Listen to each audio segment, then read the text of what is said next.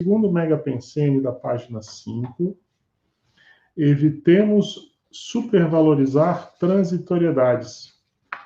Como saber quais são as transitoriedades neste mundo líquido e incerto? Então, deixa eu ver se tem alguma referência. Tem sim, ó. Isso é do Dicionário de Argumentos da Conscienciologia, página 1457, de autoria do professor Val. Eduardo, assim, ó, o que eu entendo que são as transitoriedades? Eu gosto muito de um termo chamado status momentosos, entendeu? Se você for analisar, a nossa sociedade, todo dia, é repleta de status momentosos. Basta você pegar hoje a matéria do jornal, que sai ali na televisão, um jornal escrito, seja o jornal que for, você vai, às vezes aquilo que eles dão o maior destaque hoje, que é a grande manchete, amanhã nem falam mais, entendeu? Então, eu entendo que um mega pensene desse é no sentido da gente evitar supervalorizar aquilo que é transitório, que é o status momentoso daquele momento, entendeu? É claro que eu estou falando exemplo a nível nacional, internacional, mas tem coisas que acontecem no dia a dia, que é o quê? Às vezes as pessoas ficarem hipervalorizando a fofoca alheia, o problema da pessoa, a novidade que apareceu, mas a pessoa fica muitas vezes só em função disso. Quando o professor Valdo fala, olha a análise que a gente vai fazer, eu sei que vai parecer que está fora, mas está bem dentro. Quando o professor Valdo falava, Eduardo, que o nosso mega trafar coletivo é a pseudo-harmonia, se você parte do princípio que a pseudo-harmonia tem uma relação direta com a satisfação malévola, você pode ter a certeza, tem muita gente que vive a vida em função da fofoca, do falar mal das outras pessoas, ou do pato pensenar, entendeu? A pessoa não trabalha naquilo que ela tem que trabalhar. Ela fica fazendo firula, entendeu? Então a pessoa está num cargo importante, por exemplo, onde ela tem que tomar uma determinada decisão, fazer uma atuação, ela na prática não decide, ela não atua.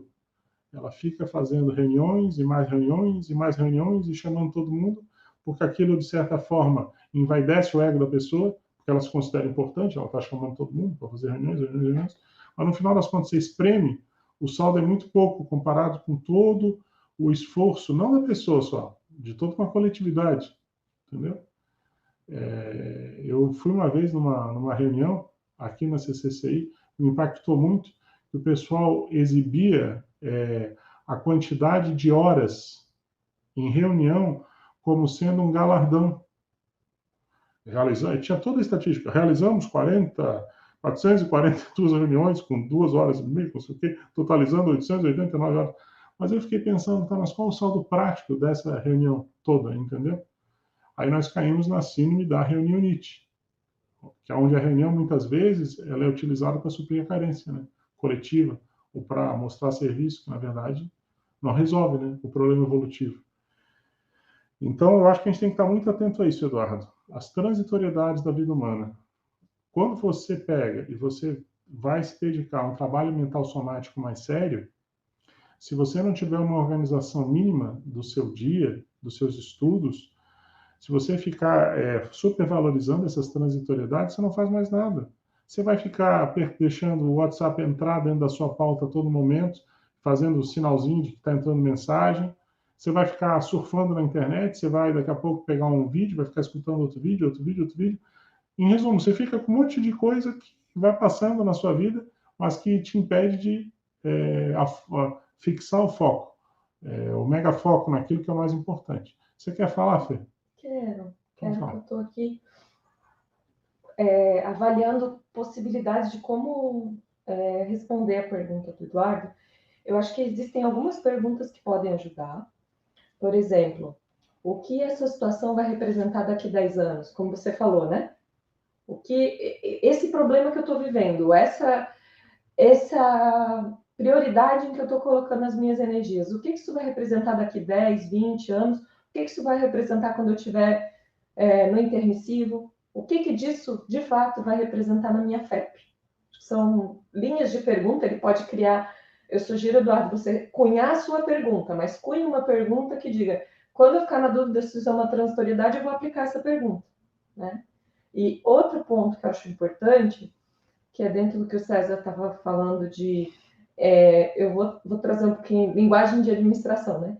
São os indicadores, né? Então, você joga o indicador de resultado, não o indicador de meio, né? Quantas horas tivemos de reunião é um indicador de meio. É o meio pelo qual você está buscando atingir um objetivo. Não é um bom indicador para avaliar.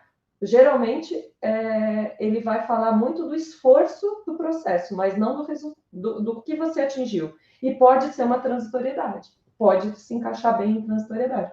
Então, vamos usar um indicador de resultado. Quantas decisões, quantas consciências, quantas implementações novas, né?